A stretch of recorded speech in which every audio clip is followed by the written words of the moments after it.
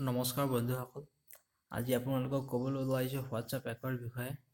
আপোনালোকে হয়তো এই মেছেজটো পাইছে যে ডু নট টাচ হিয়াৰ, এনেকুৱা কিবা এটা ধৰণৰ মেছেজ পাইছে। মানে দেখুৱাইছোঁ এনেকুৱা ধৰণৰ মেছেজ, এটা পাইছে চাগে আপোনালোকে।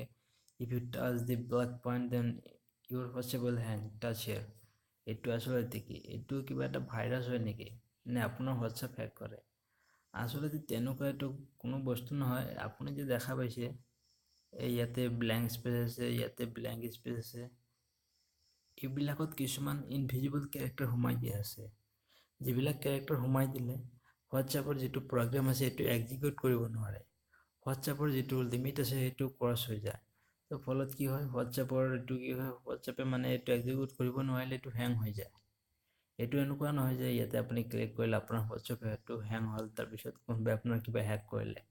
সেইটো এনেকুৱা একো নহয়। এই চাওক, আপুনি ভাবিব যে এই ইমান সৰু এটা ঠাইত কি আছে। আপুনি লক্ষ্য কৰিলে দেখা পাব এই মাজত যে অলপ ঠাইতহে আছে, কিবা কিবি আছে, স্পেচ আছে, আগতে স্পেচ আছে আৰু পিছত অলপ স্পেচ আছে। ইয়াতে বহুত কেৰেক্টাৰ সোমাই দিয়া আছে।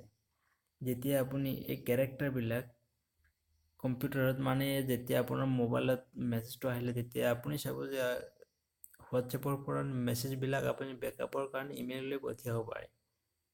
যেতিয়া ইমেইললৈ পঠিয়াব, তেতিয়া যদি আপুনি কম্পিউটাৰত নি বা লেপটপত নি এডিট কৰি চায় যিকোনো এটা টেক্সট এডিটৰত, তো আপুনি এনেকুৱা ধৰণৰ এটা ডাঙৰ কোড পাব। যিটোৱে হ'ল মানে আৰু আপোনাৰ মেইন কোডটো, এইখিনি কোড মানে এই মেছেজটোত সোমাই দিয়াৰ লগে লগে হোৱাটছএপত ইনভিজিবল হৈ গৈছে। হোৱাটছএপত ইনভিজিবল হোৱাৰ লগে লগে হোৱাটছএপে মানে ইনভিজিবল হৈ গ'ল কিয়?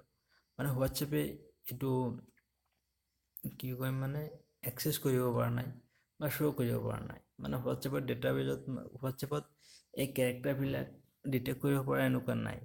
তো এনেকুৱা, এইটো বেলেগ একো নহয়। আপোনালোকে কিছুমানে ভাবিব পাৰে এইটো হেক হৈ গ'ল, আপোনাৰ একো নহয়। এইটো হোৱাটছএপৰ এইটো মানে এটা লিমিটেশ্যন আছিল, সেইটোৱে।